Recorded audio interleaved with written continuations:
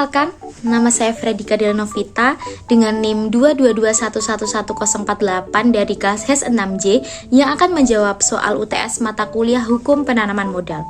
Untuk soal yang pertama adalah, jelaskan asas-asas hukum penanaman modal yang berlaku di Indonesia. Terdapat 10 asas penanaman modal yang diatur dalam Pasal 3 Ayat 1 Undang-Undang Nomor 25 Tahun 2007 tentang penanaman modal. Asas yang tertuang dalam pasal tersebut adalah yang pertama, asas kepastian hukum. Adalah asas dalam negara hukum yang meletakkan hukum dan ketentuan peraturan perundang-undangan sebagai dasar dalam setiap kebijakan dan tindakan dalam bidang penanaman modal. Yang kedua, asas keterbukaan adalah asas yang terbuka terhadap hak masyarakat untuk memperoleh informasi yang benar, jujur, dan tidak diskriminatif tentang kegiatan penanaman modal. Yang ketiga, asas akuntabilitas adalah asas yang menentukan bahwa setiap kegiatan dan hasil akhir dari penyelenggaraan penanaman modal harus dipertanggungjawabkan kepada masyarakat atau rakyat sebagai pemegang kedaulatan tertinggi negara sesuai dengan ketentuan peraturan perundang-undangan.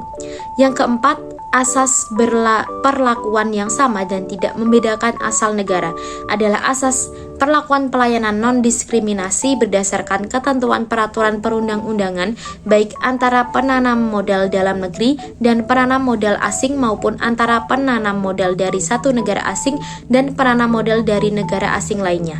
Yang kelima, asas kebersamaan adalah asas yang mendorong peran seluruh penanam modal secara bersama-sama dalam kegiatan usahanya untuk mewujudkan kesejahteraan rakyat. Asas yang keenam adalah asas efisiensi berkeadilan, adalah asas yang mendasari pelaksanaan penanaman modal dengan mengedepankan efisiensi berkeadilan dalam usaha untuk mewujudkan iklim usaha yang adil, kondusif, dan berdaya saing. Yang ketujuh adalah asas berkelanjutan, adalah asas yang secara terencana mengupayakan berjalannya proses pembangunan melalui penanaman modal untuk menjamin kesejahteraan dan kemajuan dalam segala aspek kehidupan, baik untuk masa kini maupun yang akan datang. Yang kedelapan, asas berwawasan lingkungan adalah asas penanaman modal yang dilakukan dengan tetap memperhatikan dan mengutamakan perlindungan dan pemeliharaan lingkungan hidup.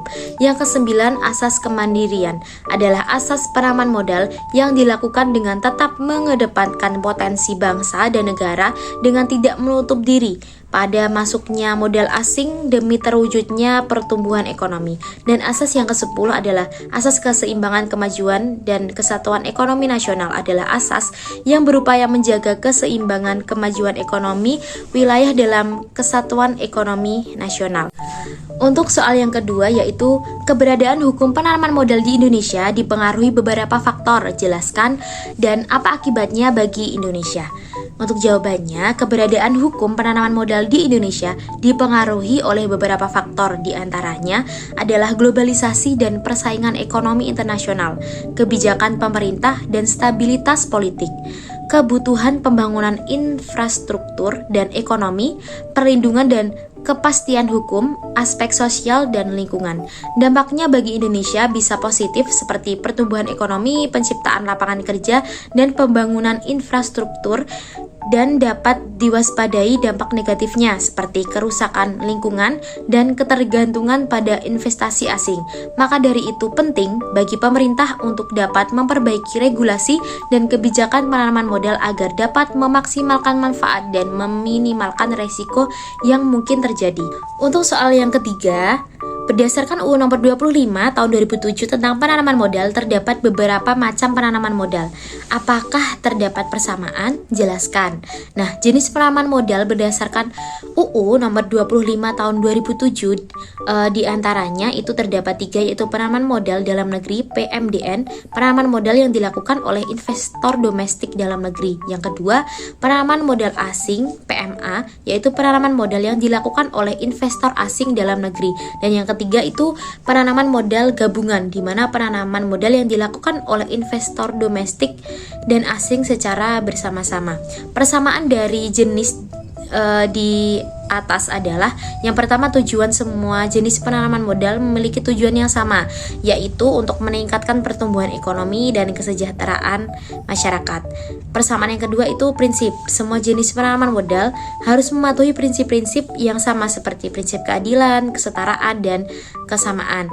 Yang ketiga itu pengawasan. Semua jenis penanaman modal harus diawasi oleh pemerintah untuk memastikan bahwa penanaman modal tersebut sesuai dengan peraturan dan kebijakan yang berlaku. Persamaan selanjutnya adalah manfaat. Semua jenis penanaman modal dapat memberikan manfaat yang sama, seperti meningkatkan lapangan kerja, peningkatan pendapatan negara, dan peningkatan kualitas hidup masyarakat. Oke, untuk soal yang keempat yaitu apa saja resiko-resiko yang mungkin dihadapi oleh investor asing di Indonesia dan bagaimana cara mengatasinya. Nah, untuk kemungkinan resiko itu yang pertama, resiko regulasi dan hukum, di mana perubahan kebijakan investasi dan regulasi. Untuk cara mengatasinya yaitu menggunakan jasa konsultan hukum atau firma hukum lokal yang paham tentang regulasi Indonesia dan memantau kebijakan pemerintah. Yang kedua itu resiko politik dan stabilitas, di mana ketidakstabilan politik dan perubahan kepemimpinan. Cara mengatasinya yaitu melakukan analisis resiko politik dan ekonomi. Selanjutnya yang ketiga, resiko ekonomi dan mata uang, fluktuasi nilai tukar rupiah dan inflasi. Untuk cara mengatasinya itu melakukan analisis pasar dan perencanaan keuangan. Yang keempat, resiko infrastruktur dan logistik, infrastruktur yang kurang memadai. Untuk cara mengatasinya yaitu memilih lokasi investasi dengan infrastruktur yang baik. Yang kelima, resiko budaya dan sosial, perbedaan budaya bisnis dan adat istiadat, yaitu untuk cara mengatasinya itu bagaimana kita memahami budaya bisnis di Indonesia. Demikian jawaban UTS, soal UTS hukum penanaman modal yang dapat saya sampaikan. Sekian, terima kasih.